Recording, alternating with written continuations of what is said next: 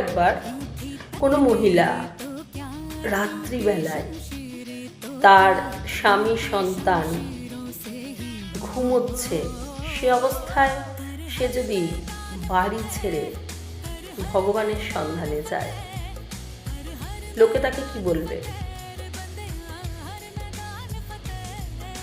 ভাবো, কোনো মহিলা রাত্রিবেলায় ঘুমন্ত অবস্থায় তার নিজের স্বামী সন্তানকে ছেড়ে যদি ঈশ্বরের সন্ধানে ঘর ছেড়ে বেরিয়ে যায়, মানুষ তাকে কি বলবে? 100% নিশ্চিত মানুষ তাকে বুদ্ধ বলবে না, মানুষ তাকে ভগবান বুদ্ধ বলবে না। সেই মহিলা যত ঈশ্বরের সন্ধানে যাক না কেন, মানুষ তাকে বেহায়া বলবে।